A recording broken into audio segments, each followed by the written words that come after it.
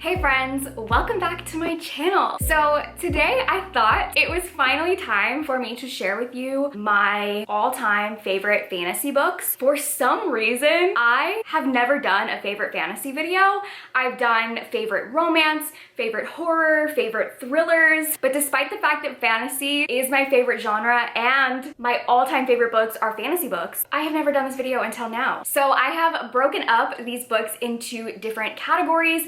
I have standalone fantasy books, series where I am caught up in the series or it's a completed series and I've read all of it. And then I have series that I have not completed yet. So I wanted to kind of differentiate those. But I think that this video will give you like a comprehensive idea of the type of fantasy that I love. I do tend to enjoy more of the cozier, lighter, comfy, fun fantasy over the more like epic, intense war stuff. So we are going to start with the series that I have either completed or I am all caught up in what has been published. So the first one is kind of like my OG fantasy romance series. It is an older one. I read this for the first time over 10 years ago, and it is still to this day one of my favorites, and that is the Poison Study series by Maria V. Snyder. This actual set is like one of my prized possessions because it is impossible to find all three of these books in this edition,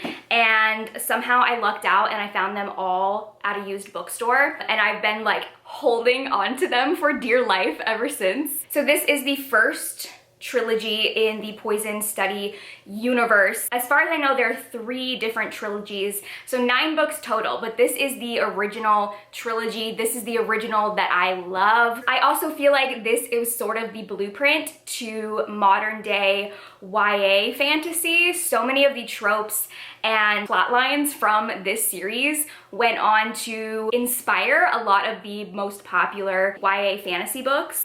Throne of Glass was inspired by this. So this first book follows a main character who is in prison awaiting her execution, and on the day of her execution, the commander gives her a choice to either go to her execution or become his food taster because someone's trying to poison him. So she obviously accepts the job of being food taster, and this first book is her learning how to detect all of these different poisons, and she is being taught by Valak, who is like the head of security, and he's training her in all of these poisons, in defense, in fighting. It is such a great series. I reread it multiple times. This first book is my absolute favorite. This is the one that, like, if I'm just wanting something to pick up and feel like amazing vibes from, I will reread this. It is from like 2005, and I feel like it still holds up today, which is why it is one of my favorites. The next one is not a completed series. It is still ongoing, but I am caught up with all of the books, and that is the Wayward Children series by Seanan McGuire. There's no way anyone is surprised that I'm talking about this. This is my favorite series, and it's obviously a very long one. I am missing the 8th book, which I have read. I just don't own a copy of it yet. But this series starts with Every Heart a Doorway, and essentially this series follows children who find their way into other magical fantasy worlds through doorways. The example that's kind of always used is like Alice in Wonderland falling through the rabbit hole, Chronicles of Narnia going through the wardrobe. This world is full of children who have had similar experiences to that, but they have now come back into the real world. They've left their fantasy worlds, their adventure is over, and they're having a really hard time reintegrating into regular non-magical society. So they end up at this boarding school, Eleanor West's Home for Wayward Children, and we're following their adventures there. And what I love about this is that every book in the series alternates. So all of the odd numbered books take place at the boarding school in our world, and then all of the even books follow one of those children during their time in one of those magical worlds. So you actually get to go to those worlds and explore them, and every single world is just so unique, so different. Every book is so different. I've always said that if you read the first book and don't like it, try the second one, try the 4th one, like try another one, because they're all so different, and I just love them all so much. I love the idea of this story. I love all of these characters. I love exploring all of these different doorways and magical worlds, and Seanan McGuire's writing is just so amazing. There's so many different topics that she tackles in this series that are so well done. Every time a new book comes out in the series, I reread all of the previous ones. So I read it many times at this point. I just feel like every single time I fall in love with it even more. And something else that I love is that I'm constantly finding a new favorite book. A lot of times, you know, if you have a series this long,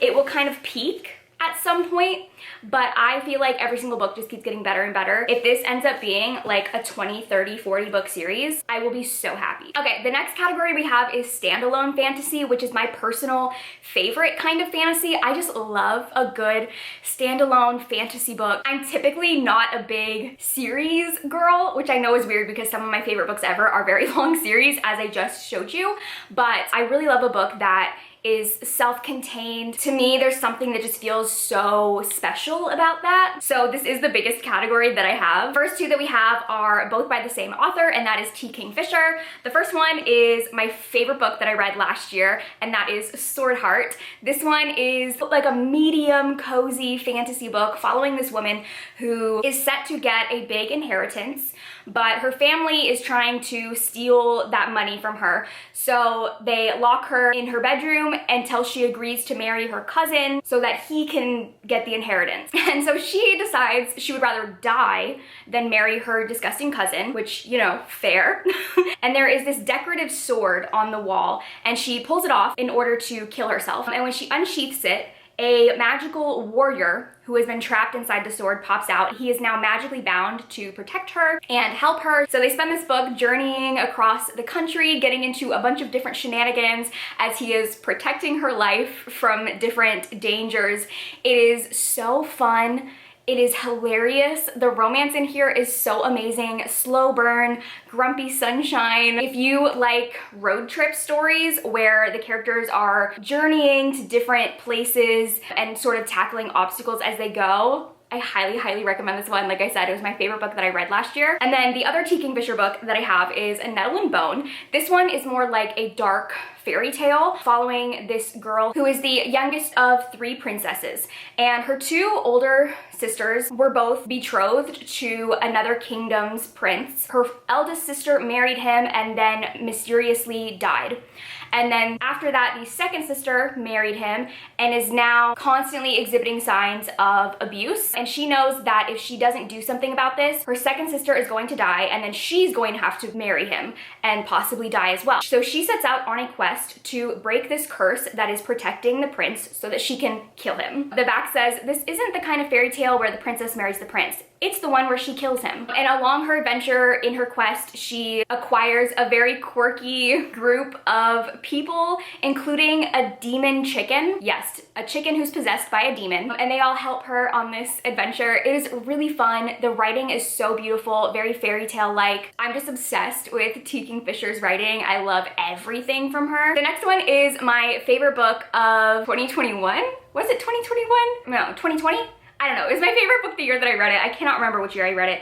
And that is A Dowry of Blood by S.T. Gibson. I love this book so much that I have not 1, not 2, but 3 copies of it. Do I need 3 copies? Yes, yes I do. So this is a gothic fantasy horror that is told as a letter from one of Dracula's brides to him, chronicling their entire relationship together up until the point that she kills him. The writing in here is so lush and beautiful and almost like poetry, and it tackles this really abusive and toxic relationship that she was trapped in with her maker. This is another one that I have reread many, many times, and it just gets better every single time, and I love these characters so much. The next one is probably what I would consider the coziest fantasy to be on this list. I think it is like the poster child of a cozy fantasy, and that is Legends and Lattes by Travis Baldree.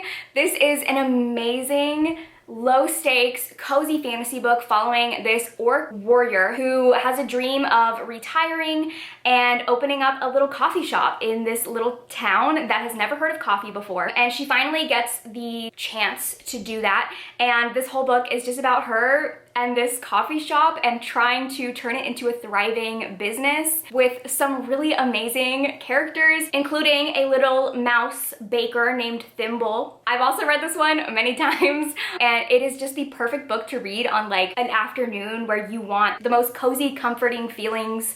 I definitely feel like this is the type of book that's a little bit more niche in that there's like no plot outside of her just running a coffee shop, which I know for a lot of people would be boring, but I loved it. The next one is the only YA book in this list, and that is Strange Grace by Tessa Gratton. This takes place in this little village who every 7 years they have a pact with the devil in the forest to sacrifice their best boy to the devil in order to gain another 7 years of good luck and prosperity. It is so dark and lush, and I loved the setting and these three characters and how they're intertwined with each other. This has a polyamorous relationship in here, which I thought was so well done, especially in a YA book. This is definitely leans more into like horror fantasy, but I just loved the writing in here so much. Next, we have The House in the Cerulean Sea by TJ Klune, which is another cozy fantasy following this orphanage of magical children who were deemed to be